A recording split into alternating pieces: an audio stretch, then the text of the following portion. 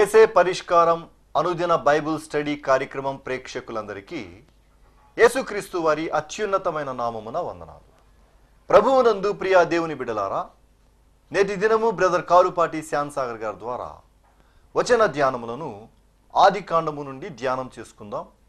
మీరందరూ బైబిల్తోనూ నోట్బుక్తోనూ సిద్ధపడి ఉంటే బ్రదర్ కారుపాటి శ్యామ్ సాగర్ గారు ప్రార్థన చేసి ఈ దినపు వాక్య పరిచర్య చేస్తారు. ప్రభువునందు ప్రియమైన దేవుని బిడ్డలారా, ఈ రాత్రికాలపు వాక్య భాగం కొరకు సహకారాన్ని ఇస్తున్న కుటుంబం మండవల్లి మండలం కొవ్వాడలంక గ్రామం వాస్తవ్యులు కీర్తిశేషులు ఘంటసాల సురేష్ గారి జ్ఞాపకార్థం భార్య శేషామణి, కుమార్తెలు లక్ష్మీ ప్రసన్న, సంధ్యారాణి గారు సహకరిస్తున్నారు. శేషామణి గారు, లక్ష్మీ ప్రసన్న, సంధ్యారాణి గారుల కొరకు ప్రార్థించండి. ఎపిసోడ్ సహకారులు కావాలి, దయచేసి ముందుకు రమ్మని నేను ప్రేమతో మనవి చేస్తున్నాను. ప్రార్థన చేద్దాం. మమ్మలను మిక్కిలిగా ప్రేమిస్తున్న మా ప్రభు, మీకు వందనాలు. ఈ రాత్రికాలపు వాక్య భాగం మా ప్రేక్షకులకు దీవెనకరంగా ఆశీర్వదించండి. ఎపిసోడ్ సహకారం ఇచ్చిన శేషామణి గారిని, వారి కుమార్తెలను దీవించండి. యేసుక్రీస్తు ప్రభువు ద్వారా ప్రార్థిస్తున్నాము తండ్రి, ఆమేన్. ప్రభువునందు ప్రియ దేవుని బిడ్డలారా, మీ పరిశుద్ధ బైబిల్ గ్రంథాన్ని తెరవండి. ఆదికాండము గ్రంథము 15వ అధ్యాయము 7వ వచనము నుండి వాక్యాన్ని గమనించండి. 15వ అధ్యాయములో గత రాత్రి దేవుని వాక్యము అబ్రామునకు దర్శనమున ప్రత్యక్షమై అతని సంతానాన్ని ఆకాశ నక్షత్రాలంత విస్తారంగా ఆశీర్వదిస్తానని సెలవిచ్చారు. దేవుని మాటలను అబ్రాము నమ్మాడు. అది అతనికి నీతిగా ఎంచబడింది. దేవుని ఎదుట విశ్వాసి ఎట్లా నీతిమంతుడవుతాడు? విశ్వాసాన్ని బట్టి. క్రియల చేత మనుషుల ఎదుట నీతిమంతులంగా గుర్తించబడతాం. విశ్వాసము చేత దేవుని ఎదుట నీతిమంతులముగా ఎంచబడతాం. అబ్రహాము దేవుని ఎదుట నీతిమంతుడు విశ్వాసాన్ని బట్టి. దేవుడు సెలవిచ్చిన మాటలను అబ్రాము ఇది నాకెట్లా సంభవిస్తుంది అని అడుగుటి చేత దేవుడు తన ప్రత్యక్షతను అబ్రాహామునకు కనపరిచాడు. చదువుకుందాం 7వ వచనం. మరియు దేవుడైన యెహోవా, నీవు ఈ దేశాన్ని స్వతంత్రించుకునేటట్లు దానిని నీకిచ్చుటకు కల్దీయుల ఊరను పట్టణము నుండి నిన్ను యువతలకు తీసుకుని వచ్చిన యెహోవాను నేనే అని చెప్పినప్పుడు, కల్దీయుల పట్టణంలో ఊరు అనేటువంటి పట్టణం ప్రముఖమైన పట్టణం. బబులోను ప్రాంతం, అది విగ్రహారాధన ప్రాంతం.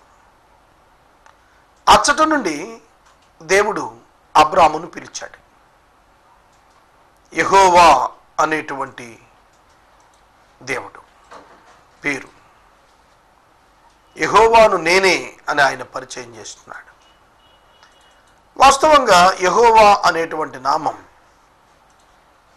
మోషేకు బయలుపరిచాడు. దేవా, నీ పేరు ఏమిటంటే నా పేరు యెహోవా అన్నాడు. మోషే భక్తులు రాస్తున్నాడు ఆదికాండం. దేవుడు ప్రత్యక్షమయ్యాడు అబ్రాము గారికి. ఏమని ప్రత్యక్షమయ్యాడు?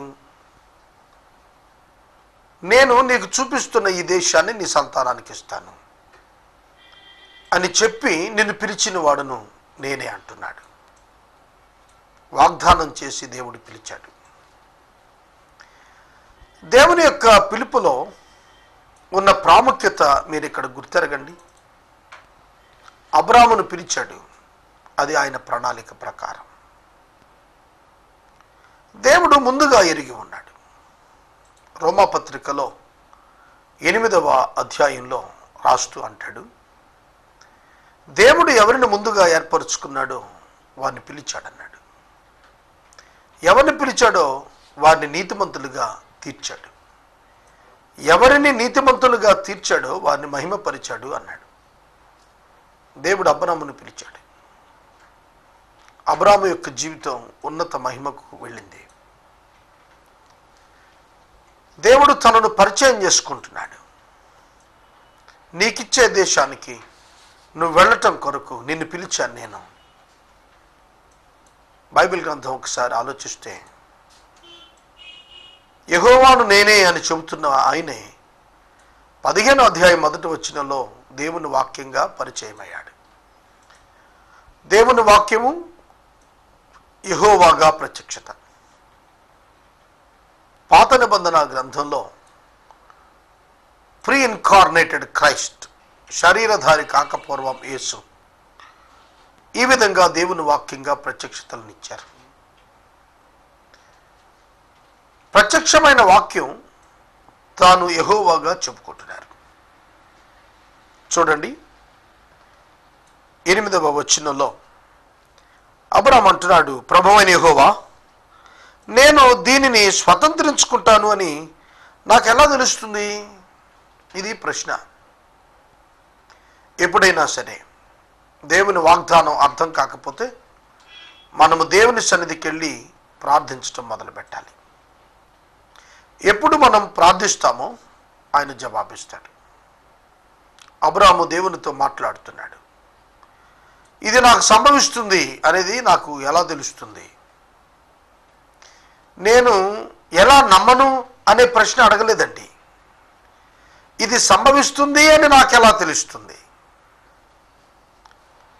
నాట్ ఫర్ కన్ఫర్మేషన్, ఒక అనుమానంగా కాదు, తాను ఉత్సాహంగా తెలుసుకోవటానికి అడుగుతున్నాడు. ఇది నాకు సంభవిస్తోందని నాకు ఎలా తెలుస్తోంది? సంభవిస్తుంది, కానీ నాకెలా తెలుస్తుంది? అది విషయం. ఎందుకంటే అబ్రాము 175 ఏళ్ళు బ్రతుకుతాడు, ఆ తర్వాత చనిపోతాడు.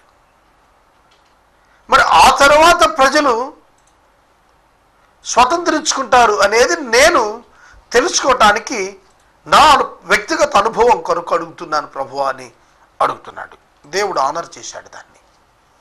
వెంటనే ఏం చేయాలో చెబుతున్నాడు.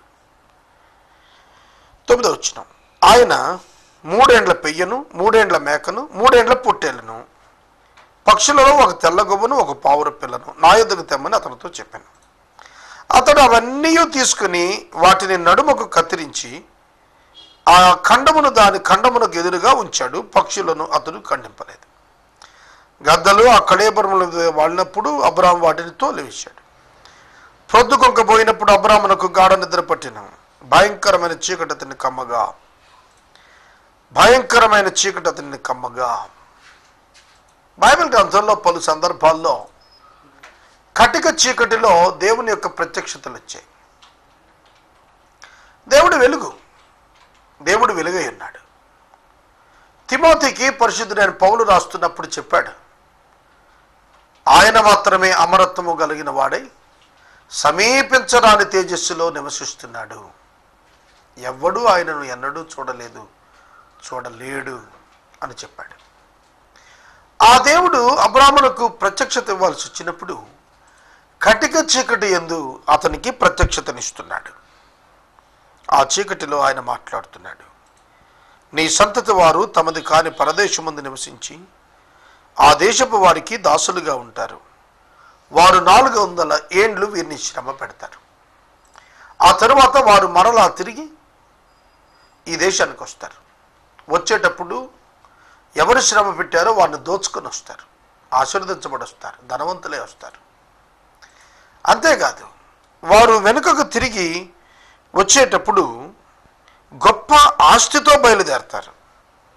నీవైతే క్షేమంగా వృద్ధాప్యంలో చనిపోతావు. అమోరీయుల క్రమం ఇంకా సంపూర్ణంగా నెరవేరలేదు కనుక నీ 4వ తరం వారు ఇక్కడికి మరలి వచ్చేదరని నిశ్చయంగా తెలుసుకోమని అబ్రాముతో చెప్పాడు. 4వ తరము వారు నిశ్చయంగా ఇక్కడికి వస్తారు, నువ్వు తెలుసుకో అంటున్నాడు. ప్రియమైన దేవుని బిడ్డలారా, పరిశుద్ధ లేఖనాల్లో దేవుడు చెప్పిన మాటలు మోషే నాయకత్వాన్ని ఇశ్రాయేలీలు వెలుపటికి వచ్చిన నాటికి ఖచ్చితంగా సరిపోయాయి. చాలామంది అనుకుంటారు అబ్రాము నిద్రపోయాడు కాబట్టి ఆ ప్రత్యక్షత ఆ విధంగా వచ్చింది, 400 ఏళ్ళు శ్రమ పడ్డారు అని. అది కాదండి. దేవుని ప్రణాళిక ఆ విధంగా ఉందంతే. ఒక వ్యక్తిని బట్టి దేవుడు ఒక జాతి యొక్క భవిష్యత్తును నిర్ధారించేటువంటి అన్యాయస్తుడు కాడు. దేవుడు ప్రతి మానవుని ప్రేమిస్తూ వాని యొక్క జీవితం పట్ల ఒక సంకల్పం కలిగి ఉన్నాడు. యాజ్ ఎ నేషన్గా, ఒక దేశంగా ఇశ్రాయేలీలు వర్ధిల్లటం కొరకు దానిని దేవుడు వినియోగించాడు.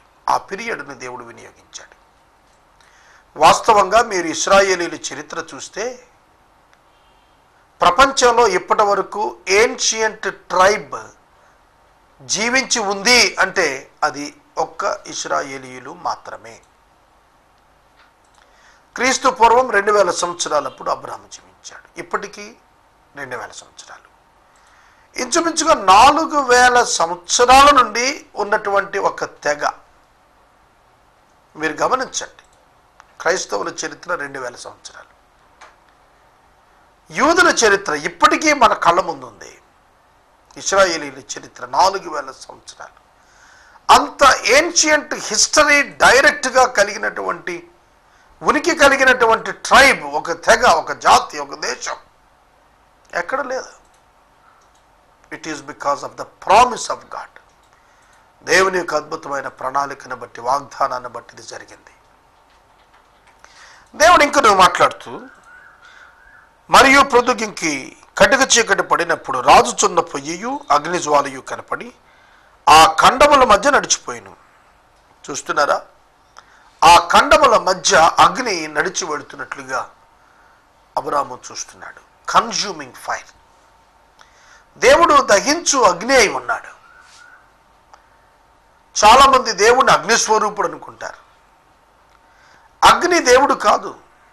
దేవుడు ప్రత్యక్షతనిచ్చినప్పుడు తెలియబడుట కొరకు ఆయన ఇచ్చిన ప్రత్యక్షత అగ్నిగా కనపడింది. మీకు విషయం చెప్పనా? దేవుడైన యెహోవా ఏలియా కాలమున ఆకాశము నుండి అగ్నిని పంపించి దహింపజేశాడు. దేవుడు దహించేటువంటి వాడు. న్యాయాధిపతుల గ్రంథంలో సంసోను తల్లిదండ్రులు ఇచ్చినటువంటి బలిని కూడా ఆయన దహింపజేశాడు. కాబట్టి మనము అనుకునే రాజబెట్టే అగ్ని కాదు, కన్జ్యూమింగ్ ఫైర్, దహించు అగ్ని ఆయన దాన్ని యాక్సెప్ట్ చేశాడు అంటానికి ఇది సూచనగా మనం అర్థం చేసుకోవాలి. ఆ దినమందే యెహోవా ఐగుప్తు నది మొదలుకొని గొప్ప నది అయిన యూఫ్రటీసు నది వరకు ఈ దేశమును, అనగా చూడండి ఇక్కడ నిబంధన జ్ఞాపకం చేస్తున్నాడు. ఐగుప్తు నది మొదలుకొని గొప్ప నది అయిన యూఫ్రటీసు నది వరకు ఉన్న దేశం, వెరీ ఫెర్టైల్ ల్యాండ్, చాలా సమృద్ధి కలిగినటువంటి ఆ భూమి. కేనీయులు, కెనిజీయులు, కద్మోనీయులు, హిత్తీయులు, పెరియులు, రెఫాయిలు, అమోరీయులు, కనానీయులు, గిర్గాషీయులు, యబూసీయులు అనే 11 సంతతులు ఉన్నటువంటి ఆ భూమిని అబ్రామునకు వాగ్దానంగా, నిబంధనగా ఇచ్చేస్తున్నాడు. అబ్రాము వెంబడి ఇస్సాకు, ఇస్సాకు వెంబడి యాకోబు, యాకోబు వెంబడి యోసేపు, యోసేపు తరువాత కాలంలో మోషే, మోషే యొక్క జీవితం ముగించిన తర్వాత యెహోషువ నాయకత్వంలో కనాను భూభాగంలో ప్రవేశించిన నూతన తరం వారు స్వాస్థ్యాలు పంచుకున్నారు.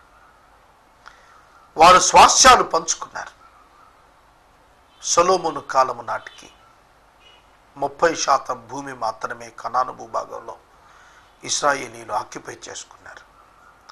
క్రీస్తు ప్రభువు యొక్క రాకడ సమయంలో ఆ వాగ్దానము యొక్క ఫలాలన్నీ కూడా యూదులకు దక్కుతాయి. ఇశ్రాయేలీలు దానిని స్వతంత్రించుకుంటారనేది ప్రవచనం. దేవుడు నిబంధన చేస్తున్నాడు అబ్రాముతో, ఇది నీ సంతానానికి ఇచ్చేశాను, వీరందరిని తీసేస్తాను, ఈ భూమి నీకు నేను ఇస్తున్నాను. దేవుడు దీని ద్వారా ఏం తెలియచేస్తున్నాడు?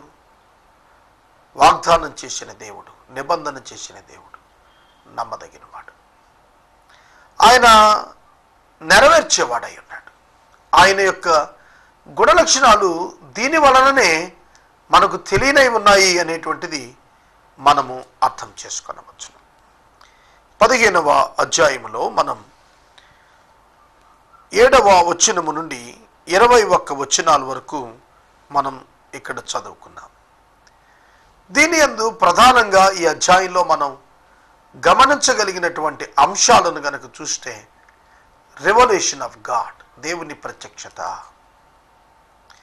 దేవుడు పాత నిబంధన గ్రంథంలో భక్తులకు వివిధ రకాలుగా ప్రత్యక్షతలకు వచ్చాడు. హెబ్రీ పత్రిక 1వ అధ్యాయం 1వ వచనం చూస్తే, పూర్వకాలముల యందు నానా సమయములలో దేవుడు ప్రవక్తల ద్వారా పితరులతో మాట్లాడాడు,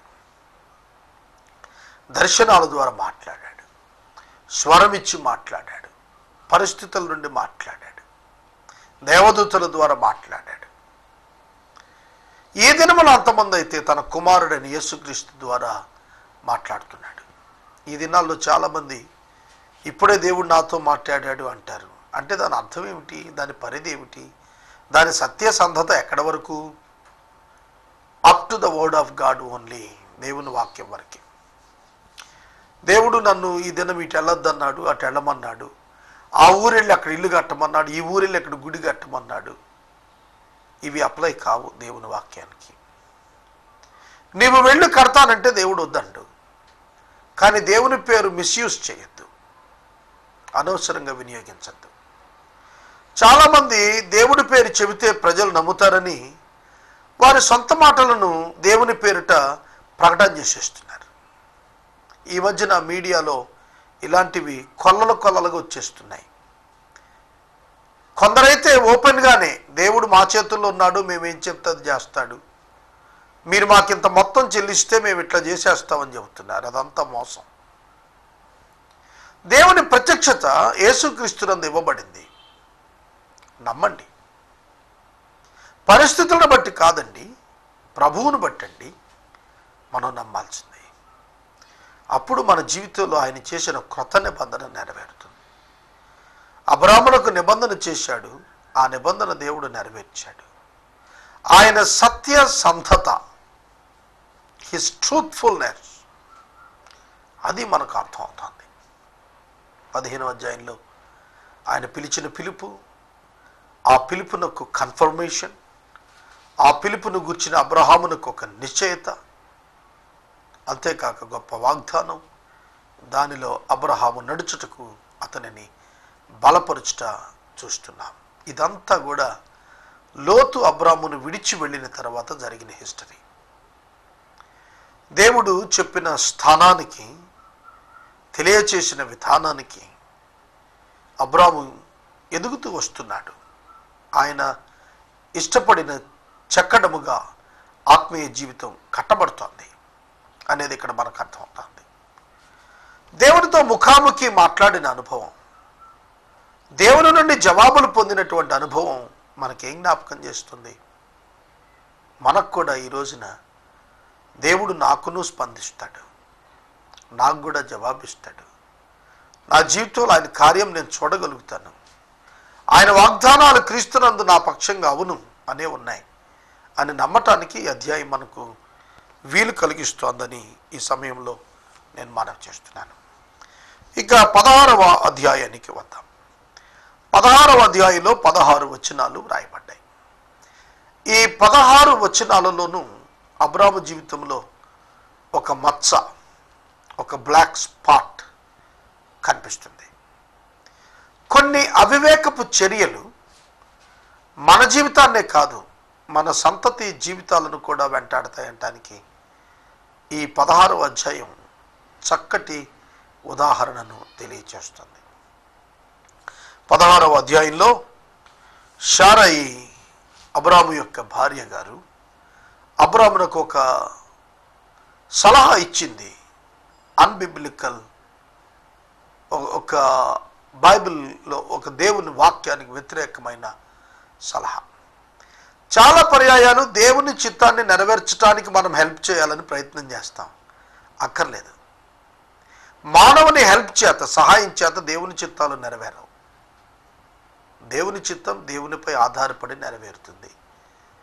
దానికి తగిన సమయంలో దేవుడు దాన్ని నెరవేరుస్తాడు. అంతేగాని మనం దేవునికి సహాయం చేయాలి అనేట్టుగా ఏమీ కాదు.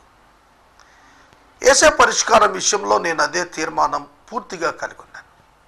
ఆయన చిత్తమైతే, ఆయన నడిపిస్తే నడిపించినంత కాలం నడుస్తుంది. లేని ఎడల ఆయన చిత్తమే జరుగుతుంది.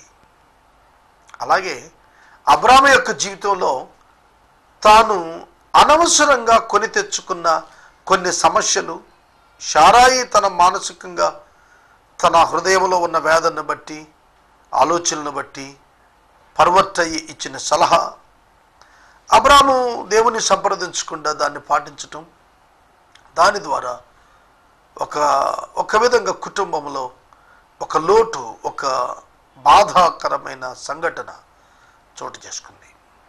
అది బైబిల్ గ్రంథంలో 16వ అధ్యాయంలో ఐగుప్తులో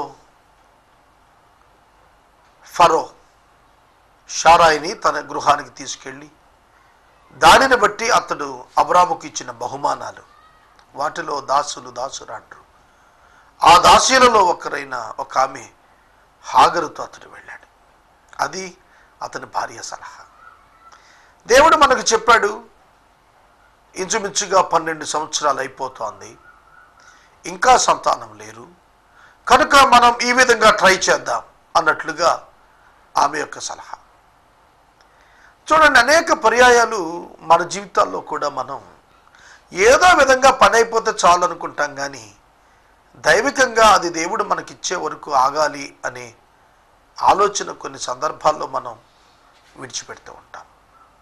సేవలో కూడా అంతే. చాలామంది, ఒక సీనియర్ దైవ సేవకుడు నాకు ఒక విధంగా ఆధ్యాత్మిక అన్నగారు, ఆయన సలహా ఇచ్చాడు ఒక దినాన్న, దేవుడు నిన్ను హెచ్చించే వరకు ఆయన బలమైన చేతి కింద దీన మనసు కలిగి ఆయన ద్వారాలు తెరిచే వరకు ఎదురు చూడు, కిటికీల గుండా దూకే ప్రయత్నం చేయొద్దు అన్నాడు. అంటే ఆయన సమయము ఇచ్చే వరకు నీవు తొందరపడవద్దు మినిస్ట్రీలో దేనికి అని చెప్పాడు నాకు. అది నేను ఇప్పటికీ నా అనుదిన జీవితంలో నేను చాలా పర్యాయాలు దాన్ని మననం చేసుకుంటూ ధైర్యాన్ని తెచ్చుకుంటాను. దేవుడు తాను అనుకున్నది తాను అనుకున్న సమయంలో చేస్తాడండి. దాన్ని మనం మన సొంత ఆలోచనలతో నెట్టుకు రావాలనే ప్రయత్నం విఫలం అవుతుంది. బైబిల్ గ్రంథంలో అనేక మంది జీవితాల్లో ఈ విధమైన హిస్టరీ ఉందండి. ఇది 16వ అధ్యాయంలో చాలా తేటగా మనకు చెప్పబడుతూ వచ్చింది. 16వ అధ్యాయం 1వ వచనం, అబ్రాము భార్య అయిన శారాయి అతనికి పిల్లలను కనలేదు. ఆమెకు హాగరును ఐగుప్తురాలైన దాసి ఉండెను. కాగా శారయి, ఇదిగో నేను పిల్లలు కనకుండా యెహోవా చేసి ఉన్నాడు, నీవు దయచేసి నా దాసితో పొమ్ము, ఒకవేళ ఆమె వలన నాకు సంతానము కలగవచ్చునని అబ్రాముతో చెప్పెను. అబ్రాము శారాయి మాట వినెను. ఒకవేళ అనే పదం అండర్లైన్ చేయండి. ఒకవేళ దేవుడు చేస్తాడేమో. ఇట్లా దేవుడట శారాయి గర్భాన్ని మూసాడన్నట్టుగా మాట్లాడుతుంది. ఆయన ప్రణాళిక ప్రకారం తెలుస్తాడు, దాన్ని మూసినట్టు కాదు. ఆయన ప్రణాళిక సమయం ఉంది, దానిలో వస్తాడు. కనుక 25 సంవత్సరాలు ఓపిక పట్టాల్సి వస్తే 12 సంవత్సరంకి వచ్చేటప్పటికే శారాయి విసుగు చెందింది. గలతీ పత్రిక 4వ అధ్యాయం 4వ వచనంలో కాలము సంపూర్ణమైనప్పుడు దేవుడు తన కుమారుని పంపించాడన్నాడు. ఆదాము మొదలుకొని 4000 సంవత్సరాలండి దేవుడే ఎదురు చూచాడు ఆయన కుమారుని పంపించడానికి లోకానికి. 25 సంవత్సరాల కుమారుని కొరకు ఎదురు చూడటానికి శారాయి నిలబడలేకపోయింది. ఈ దినాల్లో చాలామంది సరి అయిన దేవుని యొక్క బిడ్డ విశ్వాసి దొరికే వరకు వివాహానికి ఆగలేకపోతున్నారు. సరి అయినటువంటి జీవనోపాధి దేవుడిచ్చే వరకు ఆగలేకపోతున్నారు. తమ సమయాన్ని తమ చేతుల్లో ఉంచుకోవటానికి మనుషులు ఇష్టపడుతున్నారు. అది వారికి ప్రమాదం. అది మంచిది కాదు. ఆమె యొక్క మాటలు, ఒకవేళ నాకు ఈమె వలన సంతానం కలగవచ్చునేమో, హ్యూమన్ మైండ్ అప్లై చేస్తుంది. హ్యూమన్ మైండ్ అప్లై చేస్తుంది, మానవ మనస్సును వినియోగిస్తుంది. సోదరుడా, సోదరి, మానవ మనస్సును కాదు మనం సేవలో వినియోగించాల్సింది, ఆత్మీయ జీవితంలో వినియోగించాల్సింది. దేవుని మాటను మనం వినియోగించాలి, దేవుని ఆలోచనలను మనము గౌరవించాలి. దాని కొరకు మనం సిద్ధపడాలి. ఈ రాత్రి కాలం ఇక్కడ నేను 2వ వచనం దగ్గర నిలుపుదల చేస్తున్న అబ్రాము శారా ఈ మాట వినెను. రేపటి వాక్య ధ్యానం 3వ వచనం నుండి చదువుదాం. ఈ రాత్రి కాలపు వాక్య భాగానికి సహకారం ఇచ్చిన వారు మండవల్లి మండలం కొవ్వాడలంక వాస్తవ్యులు ఘంటసాల సురేష్ గారి జ్ఞాపకార్థం భార్య శేషామణి, కుమార్తెలు లక్ష్మీ ప్రసన్న, సంధ్యారాణి గారు సహకారం ఇస్తున్నారు. దేవుడి కుటుంబాన్ని దీవించును గాక. మనము ఇంతవరకు బ్రదర్ కారుపాటి శ్యామ్ సాగర్ గారి ద్వారా ఆది కాండము నుండి వాక్య ధ్యానమును చేసుకున్నాం. ఈ కార్యక్రమం ద్వారా మీరు పొందుకునుచున్న ఆత్మీయ మేలులు ఒక ఉత్తరం ద్వారా మాకు తెలియచేయండి. మీ ప్రార్థనా మనవులు మాకు తెలియచేస్తే ఏసే పరిష్కారం కార్యాలయంలో ఏర్పాటు చేసిన ప్రత్యేక ప్రార్థనా శిబిరంలో మీ కొరకు ప్రార్థిస్తాం. మీ కుటుంబ పక్షముగా ఒక ఎపిసోడ్ ప్రసారం చేయాలనుకునేవారు మాకు తెలియచేయండి. మా సిబ్బంది మీ గృహాలను దర్శిస్తారు. ముగింపు ప్రార్థన ఆశీర్వాదాలతో ఈ కార్యక్రమాన్ని ముగించుకుందాం. ప్రార్థన చేసుకుందాం. తలలు వంచండి. ఎపిసోడ్ సహకారులు కావాలి. అలాగే జిల్లాలో ఇతర ప్రాంతాల్లో కొవ్వూరు, చింతలపూడితో పాటు ఇతర ప్రాంతాల్లో 24 గంటల ఛానల్ ప్రసారం కావాలి. మీ ప్రార్థనల్లో జ్ఞాపకం చేసుకోండి. మమ్మల్ని మిక్కిలిగా ప్రేమిస్తున్న మా ప్రియ తండ్రి, మీకు వందనాలు. వాక్యము విన్న బిడ్డలను దీవించండి, ఆశీర్వదించండి. ఘనత, మహిమ, ప్రభావాలు మీరే పొందండి. మీ చేతులకు మమ్మల్ని సమర్పించుకుంటున్నాం ప్రభు. ఈ రాత్రి కాలం ఎపిసోడ్ సహకారం ఇచ్చిన బిడ్డలు శేషామణి గారిని, వారి కుమార్తెలను దీవించండి నాయన. రేపటి వాక్య ధ్యానంలో మేము కలుసుకునే వరకు మీ కృపలో భద్రపరచండి. యేసు ప్రభు ద్వారా వేడుచున్నాము తండ్రి, ఆమెన్. మన తండ్రి అయిన దేవుని ప్రేమ, కుమారుడిని యేసయ్య కృప, పరిశుద్ధాత్మని యొక్క అన్యోన్య సహవాసం సదాకాలం మనందరికీ తోడై ఉండును గాక. ఆమెన్.